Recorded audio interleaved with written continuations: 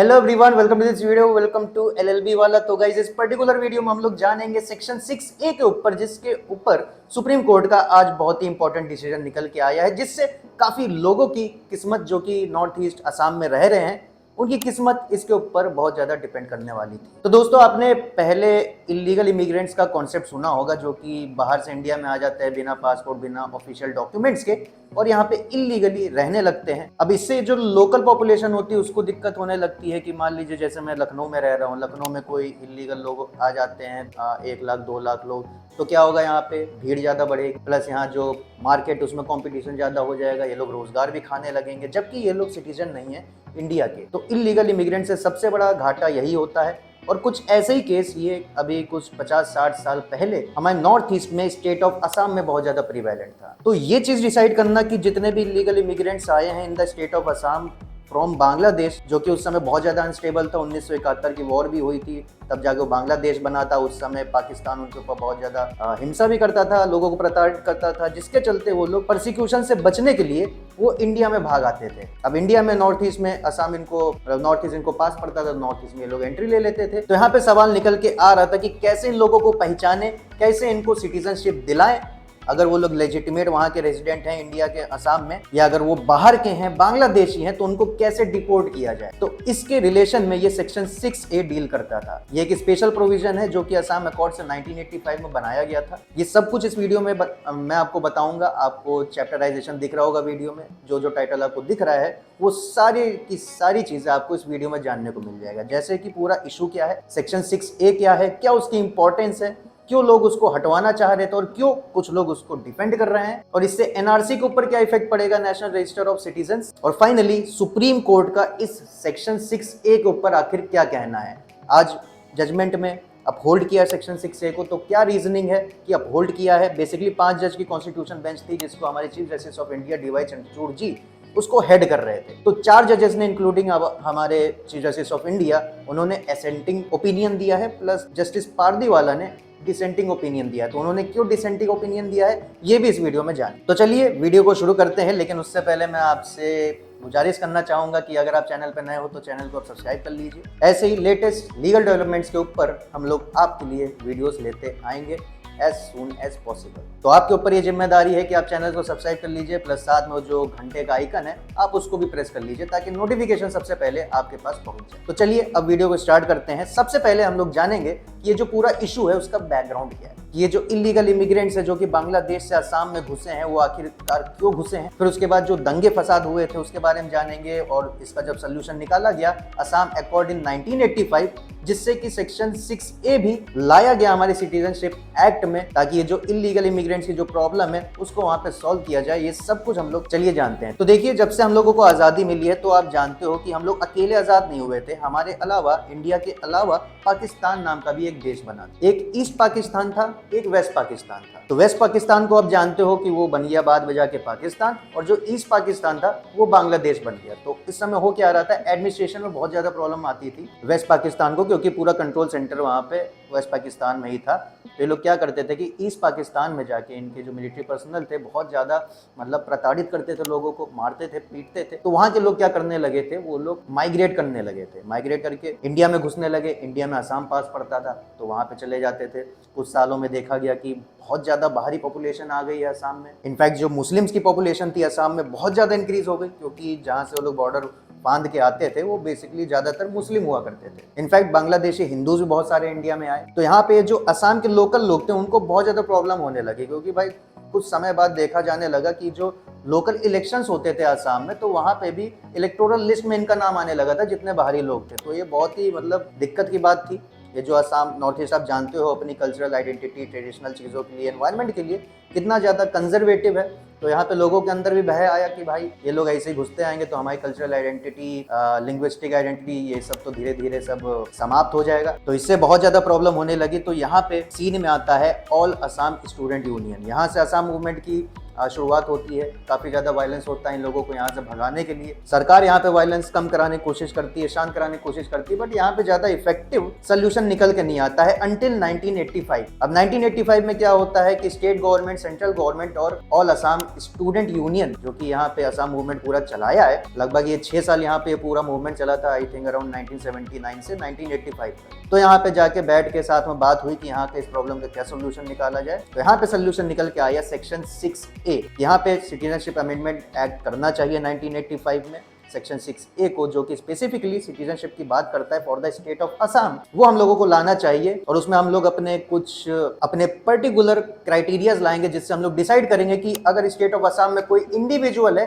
तो वो सिटीजनशिप उसको मिलनी चाहिए या नहीं मिलनी चाहिए। मतलब मैं बता रहा हूँ कि बहुत ही ज्यादा बड़ी प्रॉब्लम हो गई थी ये जो इन्फ्लक्स ऑफ इमिग्रेंट्स हो रहा था। सिर्फ असम में नहीं हो रहा था, वेस्ट बंगाल में भी हो रहा था, त्रिपुरा में भी हो रहा था, मेघालय में भी हो रहा था, लेकिन सबसे ज्यादा असम में हो रहा था। मिलियंस में लोग बॉर्डर से घुस के असम में आ गए थे। तो यहाँ पे असम अकॉर्ड में ये भी कहा गया था कि ये जो जितने भी बॉर्डर्स है वहाँ पे बढ़िया स्ट्रॉन्ग वॉल्स होनी चाहिए, फेंसिंग अच्छे से होनी चाहिए, ताकि ये जो इन्फ्लक्स हो रहा है इसको रोका जा सके। क्योंकि मैंने आपको बताया ना 1971 में ये बांग्लादेश लिबरेशन वॉर हुई थी, इंडिया ने वहां पे मदद करी थी बांग्लादेश की, तब जाके बांग्लादेश नाम का एक देश जन्म ले पाया था। और उस समय जब तक ये वॉर खत्म नहीं हुई थी तब तक वहां पे बहुत ज्यादा सिविल वॉर हो रहा था, लोगों के ऊपर बहुत ज्यादा अत्याचार हो रहा था, जिसके चलते लाखों लोग इंडिया में घुस आए थे। तो इनको भगाने के लिए सेक्शन 6A का यहाँ पे आविष्कार किया गया, जो कि सिटीजनशिप अमेंडमेंट एक्ट 1985 के रूप में आया, और सिटीजनशिप जो एक्ट 1955 का था उसको जाके अमेंडमेंट कर दिया 1985 में। तो अब यहाँ से आपको समझ में खुद ही आ गया होगा कि सेक्शन 6A की कितनी ज्यादा इंपॉर्टेंस रही होगी। ये बेसिकली ये चीज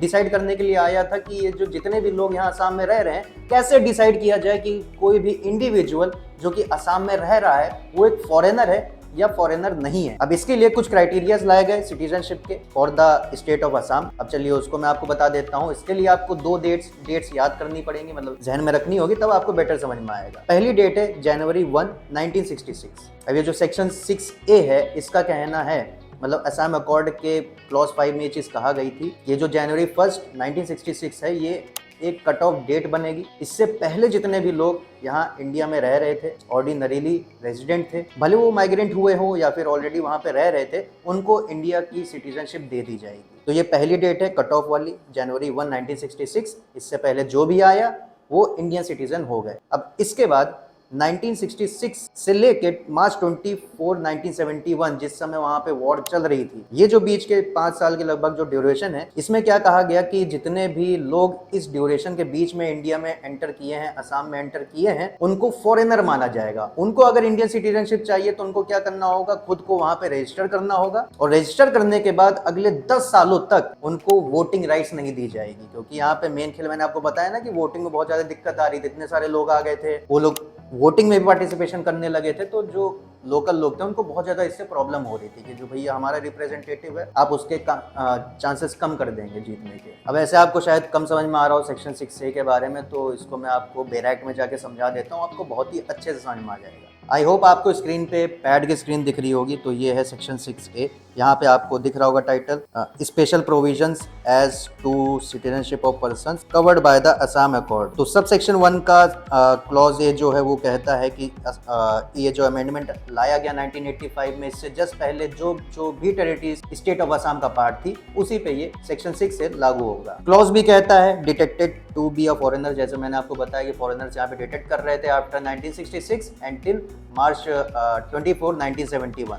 तो इस ड्यूरेशन के बीच में फॉरेनर कौन है, उसको कैसे डिटेक्ट करना है, उसका यहाँ पे सोल्यूशन दिया गया है। क्या दिया गया है, जो प्रोसीजर फॉरेनर्स एक्ट 1946 में है, फॉरेनर्स ट्रिब्यूनल्स ऑर्डर 1964 में है, उसको फॉलो करते हुए यहाँ पे फॉरेनर्स डिटेक्ट किए जाएंगे। और मैं आपको एक और एक्स्ट्रा बात बता देता हूँ कि ये जो 1975 मार्च 24 जो मैंने आपको कट ऑफ बताया, उसके बाद अगर कोई एंटर किया है असम में तो उसको वहाँ पे बिल्कुल भी सिटीजनशिप नहीं दी गई, उसको इलीगल इमिग्रेंट कहा जाता है और इनको सबको वहाँ पे डिपोर्ट कर दिया जाएगा या फिर रेफ्यूजी कैंप में रखेंगे, जैसे कि रोहिंग्यास को रखा जा रहा था। तो ये चीज़ है। इसके बाद सारी चीज़ें इसमें नहीं देखेंगे, थोड़ा बड़ा सेक्शन है, इसमें मेन चीज़ें आपको दिखा देता हूँ मैं। तो यहाँ पे आप सी क्लॉज देख सकते हो, specified territory means the territories included in Bangladesh, मतलब बांग्लादेश की यहाँ पे मेनली बात हो रही है, जिसके ऊपर ये सेक्शन 6 से लागू हो रहा है। क्लॉज ही कहता है कि जिस दिन फॉरेनर ट्रिब्यूनल ने अगर कह दिया कि ये पर्टिकुलर व्यक्ति एक फॉरेनर है, तो उसको उसी दिन से वहां पे फॉरेनर मान लिया जाएगा। अब इसके बाद सब सेक्शन 2 पे आ जाते हैं, सेक्शन 6A के।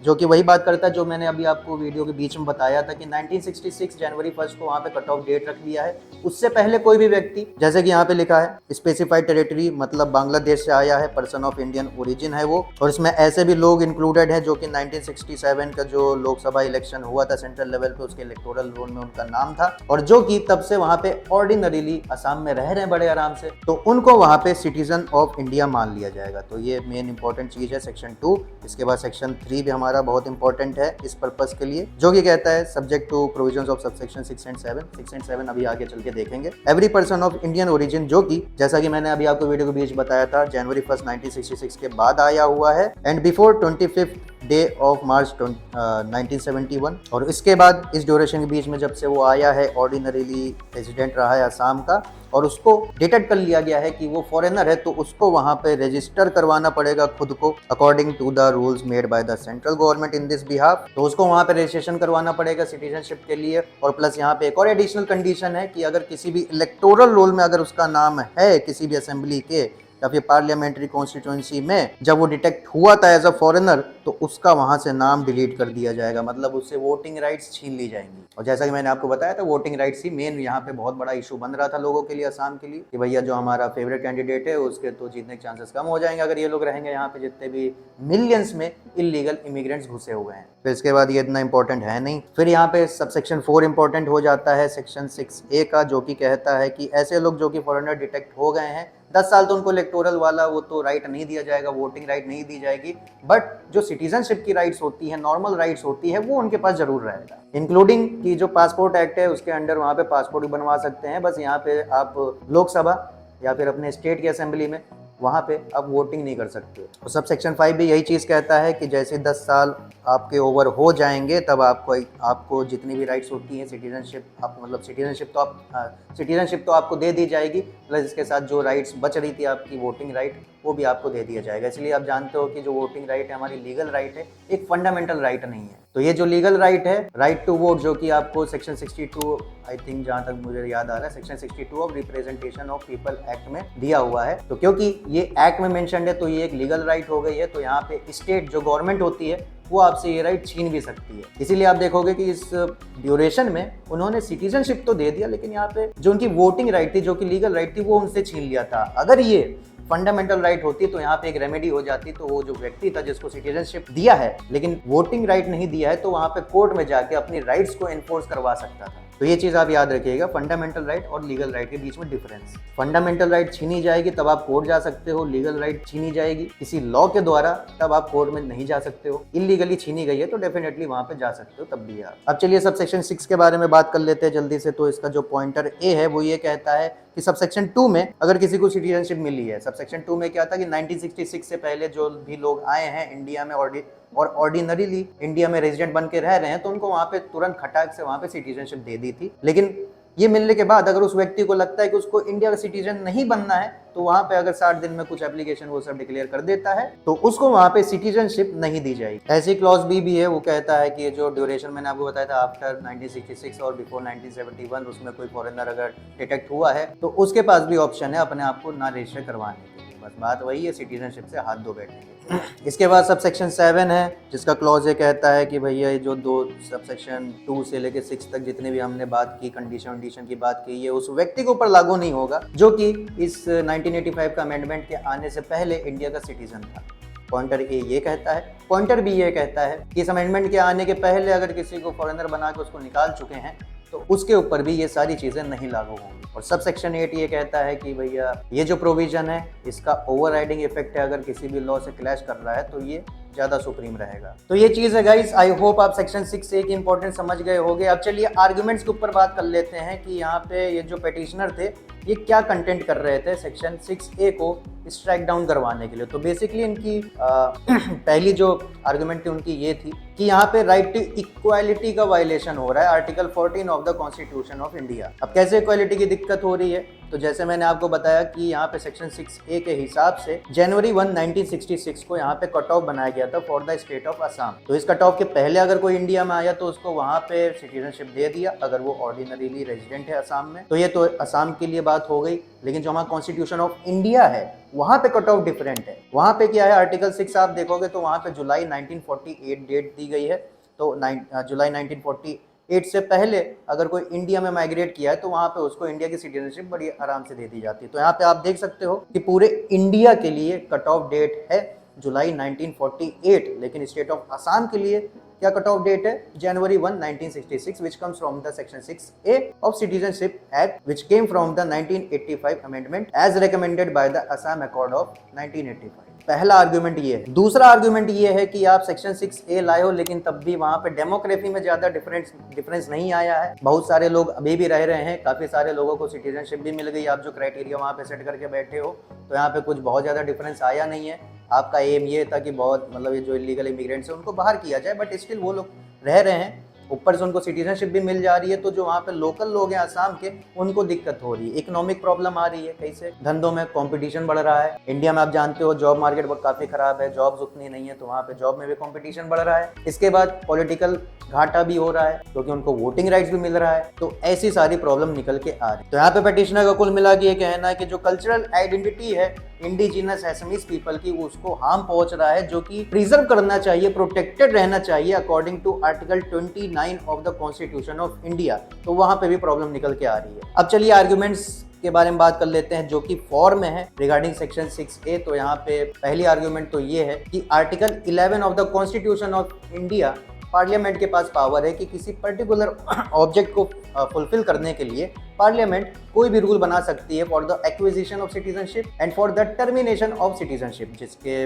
वेल विद इन रहते हुए यहाँ पे पार्लियामेंट ने ये कानून बनाया है जो कि कॉन्स्टिट्यूशनली भी वैलिड है और फेयर भी है। तो पहली आर्गुमेंट ये है। दूसरी आर्गुमेंट ये कहती है कि भैया अब तो बहुत ज्यादा लेट हो गया है, मतलब अगर आप सेक्शन 6A को स्ट्रक डाउन कर दोगे तो जो पिछले 50 सालों से सिटीजनशिप एंजॉय कर रहे हैं, उनके जो बच्चे हुए उनको भी यहाँ पे सिटीजनशिप मिली, उनके बच्चे हुए उनको भी यहाँ पे सिटीजनशिप मिली, तो आप एक झटके में सबसे सिटीजनशिप नागरिकता वहाँ पे छीन लोगे। तो ये चीज़ बिल्कुल भी सही चीज़ नहीं है। काफ़ी सारे लोग बेघर से हो जाएंगे, तो काफ़ी सारे लोगों की राइट्स छीन जाएंगे। तो ये चीज़ अब करना बिल्कुल भी सही नहीं है। तो ये सब मेन आर्ग्यूमेंट्स थी। अब चलिए डिसीजन के बारे में बात कर लेते हैं। सुप्रीम कोर्ट ने क्या डिसीजन दिया है, तो यहाँ पे फेवर में दिया है, सेक्शन 6A को अपहेल्ड किया है। रीजनिंग क्या दी है, रीजनिंग ये दी है कि ये जो इलीगल इन्फ्लक्स ऑफ इमिग्रेंट्स होता है इंडिया में, वो सबसे ज्यादा असम में, और बहुत ही लेजिटिमेट प्रॉब्लम है, सबने ये चीज देखी है, जिसके चलते असम मूवमेंट भी हुआ था। तो ये चीज डिनाई नहीं कर सकते हैं कि आप सारे स्टेट्स को एक तरफ ले लो, असम को अलग रख लो। तो यहाँ पे बाकी के कंपैरिजन में इमिग्रेंट्स वाली प्रॉब्लम है वो वहाँ पे लेजिटिमेट है और बहुत ज्यादा है। तो यहाँ पे obviously article 11 of the constitution of India यहाँ पे पार्लियामेंट को पावर देता है कि यहाँ पे रीजनेबल डिफरेंशिएशन करके यहाँ पे अलग से डिफरेंट कंडीशंस बना सकते हैं, क्राइटेरियाज बना सकते हैं सिटीजनशिप देने के लिए। तो उस हिसाब से यहाँ पे पार्लियामेंट बिल्कुल भी सही है, और जो भी क्राइटेरियाज लगाए गए हैं, कंडीशन लगाए गए हैं, वो बिल्कुल ही रीजनेबल क्लासिफिकेशन है और रीजनेबल डिस्टिंक्शन है। तो यहाँ पे कोई भी दिक्कत नहीं है कॉन्स्टिट्यूशनली। जो एक पर्टिकुलर ऑब्जेक्ट है यहाँ पे पार्लियामेंट का कि ये जो इलीगल इमिग्रेंट है इनको बाहर किया जाए, इसके लिए डेफिनेटली यहाँ पे डिफरेंट कट ऑफ रखना पड़ेगा, डिफरेंट यहाँ पे प्रोसेस रखना पड़ेगा ताकि सिटीजनशिप दे सके। तो ये पहली चीज थी। दूसरा रीजन ये था कि जैसे कि पेटिशनर्स का ये कहना था कि आर्टिकल 29 क्लॉज 1 का यहाँ पे वायलेशन हो रहा है, जो कि बात करता है directly the right to conserve language and culture. तो यहाँ पे सुप्रीम कोर्ट ने पाया कि पेटिशनर्स ने यहाँ पे कोई भारी सबूत नहीं दिया, कुछ पुख्ता बढ़िया सबूत नहीं दिया जिससे ये प्रूव हो सके कि यहाँ पे जो इंडिजिनस एसमीज पॉपुलेशन है उनकी लैंग्वेज को हार्म पड़ रहा है या उनके कल्चर को हार्म पड़ रहा है। हाँ, ये बात सही है कि ये जो लोग हैं इलीगल इमिग्रेंट है वहां पे आके रह रहे हैं, बट इससे ये बिल्कुल भी प्रूव नहीं हो रहा कि उनके वहां से सिर्फ रहने से आपका अभी ये कल्चरल हार्म हो चुका है, आपकी जो आइडेंटिटी है वो वहां पे रिमूव हो रही है। तो ऐसा जरूरी नहीं है और ऐसा देखने को भी नहीं मिल रहा है। तो यहाँ पे आर्टिकल 29 का कोई भी वायलेशन नहीं है। अब चलिए जस्टिस JB पारदीवाला के बारे में बात कर लेते हैं, जिन्होंने यहाँ पे डिसेंटिंग ओपिनियन दिया है, डिसेंटिंग जजमेंट लिखा है। तो उनके हिसाब से ये जो सेक्शन 6A है वो मतलब अनकॉन्स्टिट्यूशनल है और उसको हटा देना चाहिए due to the reason of temporal unreasonableness. इसका मतलब यहाँ पे ये है कहना कि ये जो ड्यूरेशन बताई गई थी लगभग 6 साल की बिटवीन जनवरी 1 और 1966 एंड मार्च 24, 1971, इस ड्यूरेशन के बीच में जो फॉरेनर्स को यहाँ पे आइडेंटिफाई करना था, किसका काम था ये? प्रोविजन के हिसाब से गवर्नमेंट का काम है। लेकिन यहाँ पे प्रोविजन ये चीज़ नहीं बताता है कि ये जो काम करना है गवर्नमेंट को ये आइडेंटिफाई करने के लिए वो कितने टाइम ड्यूरेशन में करना चाहिए। तो यहाँ पे एक तरह से रिलीफ मिल गई है गवर्नमेंट को कि भैया जब टाइम का कोई बाउंडेशन है नहीं, ड्यूरेशन का जो बाउंडेशन है नहीं, तो यहाँ पे तो सरकार बिल्कुल फ्री हो जाएगी। तो यहाँ पे तो आप जानते हो सरकारी कर्मचारी जब तब तक काम नहीं करते जब तक उनके ऊपर प्रेशर नहीं होता है। तो यहाँ पे जो बेसिक ऑब्जेक्ट है सेक्शन 6A का कि फॉरेनर है उसको आइडेंटिफाई करो और उसकी जो इलेक्टोरल लिस्ट में जो उसका नाम है उसको डिलीट करो, 10 साल बाद ही उसको वो राइट वापस दी जाएगी। तो ये चीज़ तो वैसे हो ही नहीं पाएगी क्योंकि यहाँ पे कोई टाइम बाउंडेशन नहीं है। तो पहला रीजन उन्होंने ये दिया। दूसरा रीजन उन्होंने ये दिया कि यहाँ पे ये जो व्यक्ति है जो कि फॉरेनर है, मतलब फॉरेनर निकल जाएगा जब वो डिटेक्ट हो जाएगा, लेकिन उसके पास ये ऑप्शन नहीं दिया है कानून ने कि वो खुद से जाके अपने आप को आइडेंटिफाई करवा ले, मतलब फॉरेनर ट्रिब्यूनल के पास जाके कि मैं इलीगल इमिग्रेंट हूँ। यहाँ पे स्टेट के ऊपर जिम्मेदारी दी गई है कि आप जाइए, आप पहचानिए और उसको उठा के फॉरेनर ट्रिब्यूनल में लाइए और फॉरेनर ट्रिब्यूनल जब बोलेगा ये मतलब एक फॉरेनर है तब उसको वहाँ पे फॉरेनर माना जाएगा, तब उसको वहाँ पे सिटीजनशिप दे दी जाएगी, लेकिन इलेक्टोरल रोल से उसका नाम हटा दिया जाएगा for the next coming 10 years. तो ये भी जस्टिस पारदीवाला के हिसाब से ये जो चीज़ है ये भी इलॉजिकली अनरीजनेबल है और यूनिक है। तो ये सारे रीजंस देखते हुए उन्होंने यहाँ पे डिसेंटिंग ओपिनियन दिया। 4:1 का यहाँ पे जजमेंट पास हुआ है। 4 जजेस फेवर में है, 1 जजेस अगेंस्ट में है जो कि जस्टिस JB पाल। तो आई होप यहाँ पे आपको पूरी कहानी समझ में आई होगी सेक्शन 6A के बारे में। क्या ये पूरा मैटर है इलीगल इमिग्रेशन का जो कि बांग्लादेश से निकल के आ रहा था आसाम में, कैसे उनको डिटेक्ट किया जाएगा, कैसे उनको सिटीजनशिप दी जाएगी, ये सब कुछ हम लोगों ने इस वीडियो में डिस्कस कर लिया। बाकी माफ़ी चाहूँगा, काफ़ी दिन बाद मैं वीडियो बना रहा हूँ। पिछले कुछ दिनों से थोड़ा परेशान था तो नहीं कर पा रहा था, मन नहीं लग रहा था, लेकिन अब बैक टू बेसिक्स है, अब वापस से मन लगने लगा है, फिर से भर भर के अंदर से मोटिवेशन आ गई है, तो आपको अब रेगुलर वीडियोस मिलेगी। तो इसलिए मैं फिर से कह रहा हूँ, अगर आपको ये वीडियो अच्छी लगी है, आप अगर नए व्यूअर हो चैनल पे, तो आप चैनल को सब्सक्राइब कर दीजिएगा। वीडियो सही लगे तो वीडियो को लाइक कर दीजिएगा। कुछ आपको सुझाव हो या अगर आपको कुछ कहना हो तो आप नीचे कमेंट सेक्शन में कह सकते हो। बाकी स्टे सेफ, जय हिंद।